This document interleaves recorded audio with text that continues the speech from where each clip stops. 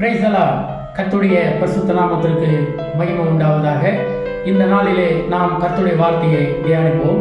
நீதிமொழியின் புஸ்தகம் 28ஆம் அதிகாரம் 25வது வசனம் இவ்விதமாக சொல்கிறது, கர்த்தரை நம்புகிறவனோ செழிப்பான். அன்பானவர்களே, இந்த நாளிலே ஆண்டவரை நாம் நம்பும் பொழுது நாம் நலமுடன் செழிப்புடன் இந்த பூமியிலே வாழ முடியும். வேதம் சொல்கிறது, கர்த்தரை நம்புகிறவர்களோ என்னாலும் சந்தோஷித்து கம்பீரிப்பார்களாக என்று சொல்லப்பட்டிருக்கிறது.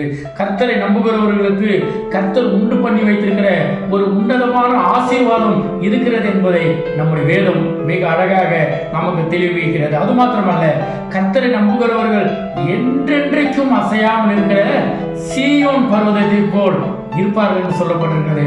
ஆகவே நாம் நம்முடைய நம்பிக்கையை கர்த்தர் மீது வைப்போம். கர்த்தரை நம்பி வாழ்வோம். கர்த்தரை நம்புகிற ஒருவரையும் அவர் கைவிட மாட்டார். கர்த்தரை நம்புகிறவர்கள் இந்த பூமியில செழித்திருப்பார்கள், சுகமுடன் இருப்பார்கள், ஆசீர்வதிக்கப்பட்டிருவார்கள். ஏனென்றால் அவரை தான் நாம் நம்ப வேண்டும். இந்த உலகத்தையோ நாம் வருமானத்தையோ நம்முடைய நண்பர்களையோ யாரையும் நம்புவதனால் ஒரு பிரயோஜனம் அல்ல. வானத்தையும் பூமியும் படைத்த கர்த்தரை நாம் நம்புவோம்.